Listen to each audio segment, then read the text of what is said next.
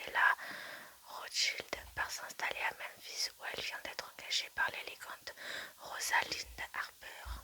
Je suis désolée, il va y avoir beaucoup de coupures, mais j'arrête pas d'éternuer, je suis désolée.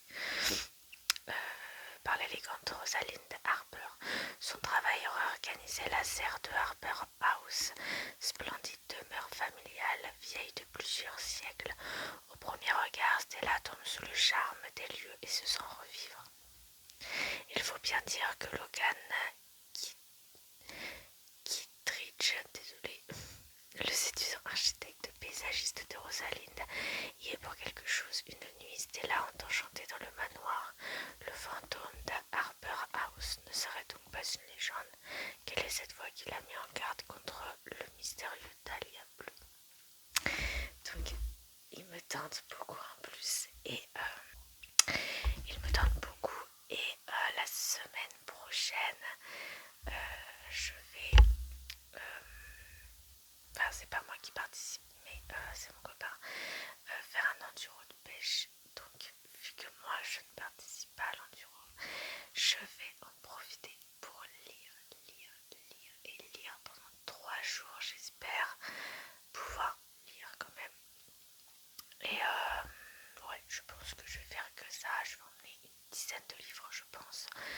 Et je vais essayer de me faire un marathon de 72 heures de lecture pendant que mon copain fait un 72 heures de pêche. Ensuite, le tome 2, c'est La Rose Noire, toujours de Nora Robert. J'aime beaucoup cette autrice. Alors, j'ai lu, je ne vais pas vous dire le titre parce que je ne me rappelle plus, mais j'avais un coffret de Nora Robert. C'était un hôtel, mais je ne me rappelle plus comment il s'appelait. Mais j'avais adoré. Et Nora Robert écrit aussi des thrillers. Et alors, niveau thriller, elle est aussi bonne que roman, parce que clairement, ces thrillers, ils sont horribles. Ils sont machiavéliques, ces thrillers, vraiment.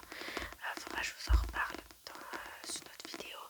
Mais si vous l'allez chercher, il me semble que le thriller que j'avais lu de Nora Robert qui m'avait vraiment, je me rappelle encore, c'était Obsession. Et alors celui-là, je vous le conseille absolument si vous aimez les thrillers. Et voilà, donc là on est sur La Rose Noire. À 45 ans, Rosalind Harper a vu avec bonheur sa propriété du Tennessee renaître grâce à ses amies Stella et Ellie. Elle sait aussi qu'elle peut compter sur le soutien de ses fils. Indépendante et forte, Rose assume parfaitement son célibat. Pourtant, sa vie prend un nouveau virage lorsqu'elle demande au généalogiste Mitchell Carnegie de venir identifier le fantôme qui hante sa demeure. Rose n'a jamais été impressionnée par ses apparitions, mais à mesure que ses liens avec Mitch se renforcent, la présence bienveillante du spectre se mue en fureur dévastatrice. Pourquoi cette haine? La réponse se trouve dans le secret de Harper House. Alors du coup, ouais, on se retrouve toujours dans cette même demeure et je pense que ça peut être vraiment pas mal. Du coup, c'est toujours la même chose. Et ça me tente vraiment, je me demande si je vais pas les emmener, enfin au moins le premier tome, le week-end prochain. Ensuite, en troisième, on a Le Secret des Fleurs. Alors j'espère que c'est... Oui, c'est ça, c'est toujours la suite, mais vous voyez, ça change. C'est un peu dommage parce que j'aimais beaucoup cela. Alors est-ce que c'est la même collection où ça a été réédité ou c'est l'ancienne collection peut-être? Je ne sais pas. Mais je préfère les couvertures des deux autres. Donc là, c'est Le Lys pourpre. Grâce à sa cousine Rose, Ellie a trouvé refuge à Harper House où elle peut élever sa fille Lily en toute tranquillité. Une famille unie, un travail passionnant et un travail passionnant à la jardinerie. Que demander de plus? Un homme peut-être, c'est sûr. Harper, le fils aîné de Rose, ne la laisse pas indifférente et il semblerait qu'elle lui plaise aussi. Mais chaque fois qu'une idylle se noue en cellule, le fantôme d'Amelia Connor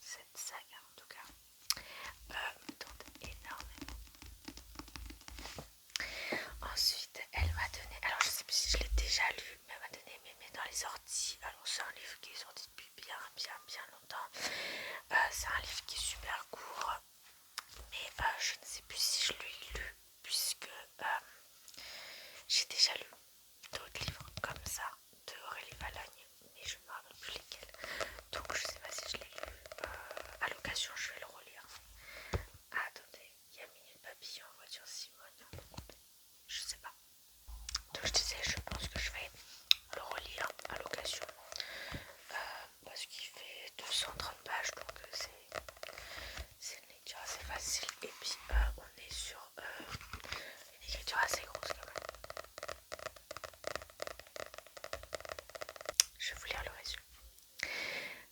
Ferdinand Brun, 83 ans, solitaire, beaucoup acariâtre. Certains diraient seul, écrit, méchant, s'ennuie à ne pas mourir.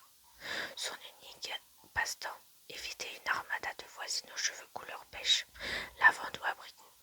Son plus grand plaisir, rendre chèvre à la concierge, Madame Suarez, qui joue les petits chefs dans la résidence. Mais lorsque sa chaîne prend la poudre d'escampette, le vieil homme perd définitivement goût à la vie.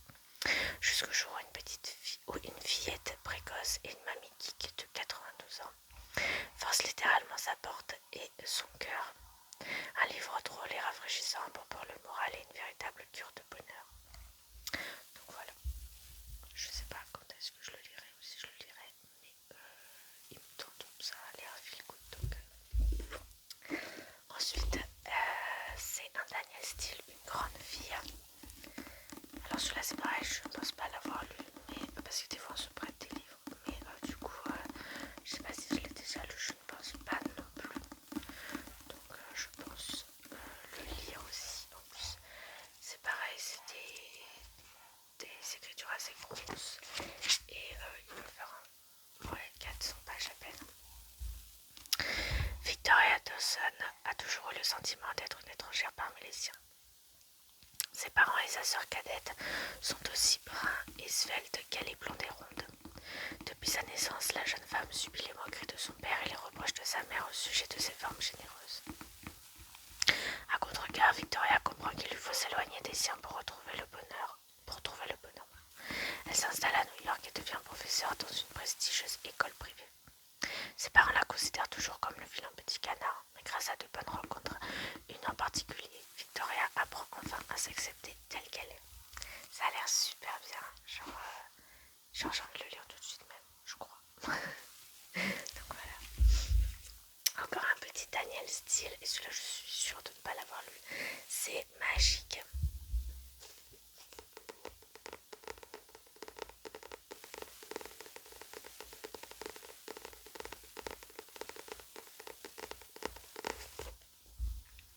À Paris, lors d'une soirée d'été, 3 couples d'amis se retrouvent à l'occasion du prestigieux dîner en blanc.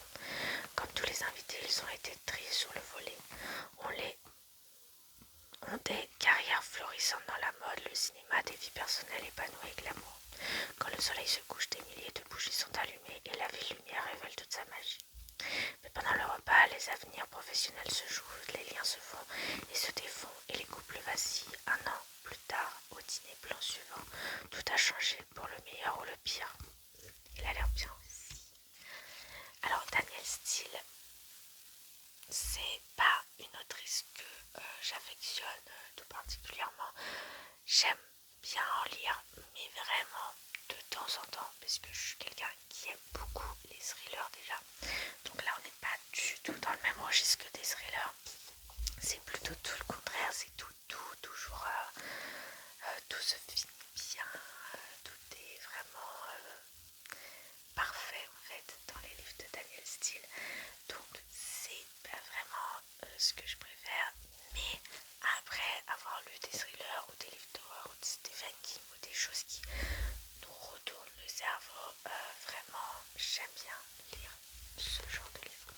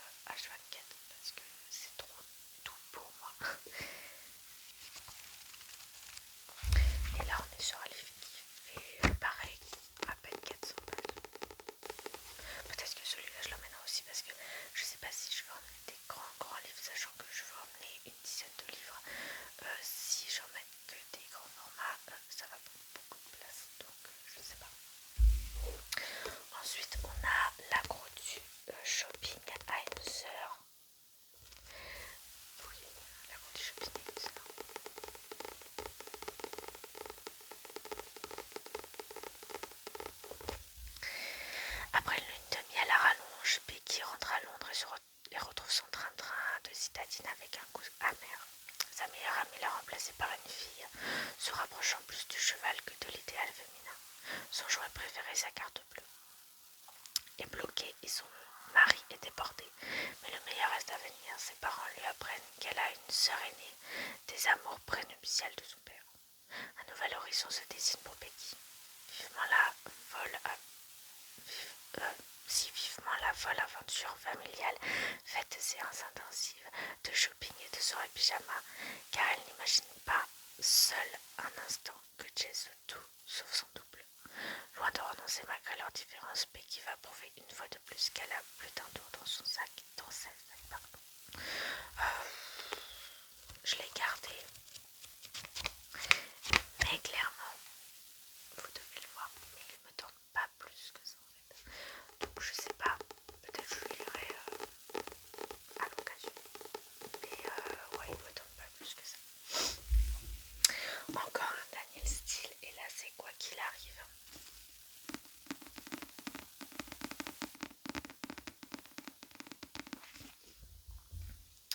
Rien de plus fort que l'amour d'une mère. Kate Madison est à la tête d'une boutique de vêtements florissante à Soho, en plein cœur de New York. Veuve, elle a élevé seule ses 4 enfants et les voit désormais faire leur propre choix, parfois son plus grand désarroi.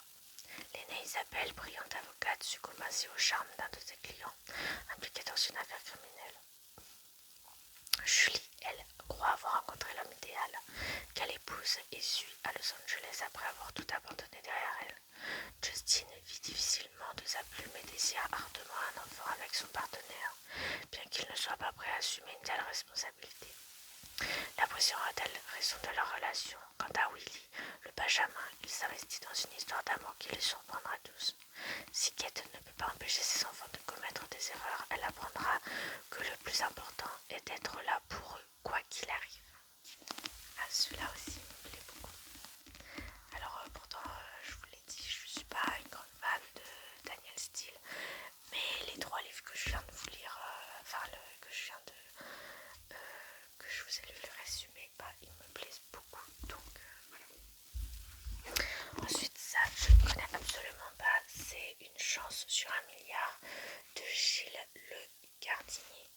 Je ne connais pas du tout, mais cette petite couverture m'appelait plutôt bien. Je ne sais pas si c'est quelque chose de drôle.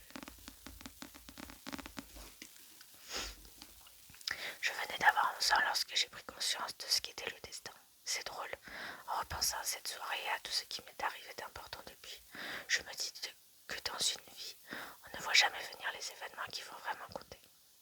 Depuis ce jour, plus personne ne m'a pris dans ses bras, enfin jusqu'à la semaine dernière. C'était encore pour m'annoncer une nouvelle qui allait dynamiter mon existence. Il n'y a pas que les insectes qui se prennent des coups de pantoufles. Je ne sais pas qui les donne, mais si c'est Dieu, il chose grand. À travers une histoire aussi réjouissante qu'émouvante, Gilles Le Gardinier nous entraîne au moment où chacun doit décider de ce qui compte réellement dans la vie. Plus de temps à perdre, plus question de s'égarer, se jeter dans les filets et remettre les pendules à l'heure, dire, faire, espérer, aimer, libre comme jamais.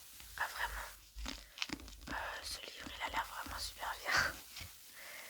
Et c'est un livre qui, pareil, n'est pas très très long, il fait 400 pages. Mais en fait, tout me tente, c'est ça mon problème. C'est qu'il y a beaucoup trop de livres qui me tentent et quand on m'en donne comme ça une dizaine de livres, j'ai envie de tout lire. Et je peux pas tout lire dans la journée. C'est bien dommage d'ailleurs, mais bon. Et le dernier livre que je vais vous présenter, c'est Lisa Gardner. N'avoue jamais. Alors, Lisa Gardner, par contre, j'adore Lisa Gardner. J'en ai lu il y a pas très longtemps. Il me semble que j'étais en vacances au mois de juillet. Et donc, je suis super contente d'avoir Lisa Gardner. En plus, je l'ai jamais lu. Un homme est abattu de 3 coups de feu à son domicile. Lorsque la police arrive sur place, elle trouve sa femme, Evie, enceinte de 5 mois, l'arme à la main. Celle-ci n'est pas une inconnue pour l'enquêtrice Dédé Warren, accusée d'avoir tué son propre père d'un coup de fusil alors qu'elle était âgée de 16 ans. Elle a finalement été innocentée, la justice ayant conclu un accident. Simple coïncidence, Evie est-elle coupable ou victime de son passé? Donc, ça a l'air super bien. Enfin, je dis ça a l'air super bien. Là, tout de suite, c'est un des seuls que je lirai pas en premier. mais je connais la plume de Lisa Garner et je sais ce qu'elle vaut, donc je me dis que je peux pas vraiment être déçue, pas forcément un coup de cœur, mais je suis jamais déçue des livres de Lisa Garner, même si oui, ça a pas été la lecture du siècle, mais c'est jamais une mauvaise lecture en tout cas. C'est jamais une lecture que j'abandonne aussi, donc je suis contente d'en avoir un. Donc j'en ai fini pour ce petit book haul. J'espère que cette vidéo vous a plu. N'hésitez pas à liker, à commenter et à vous abonner. Et on se retrouve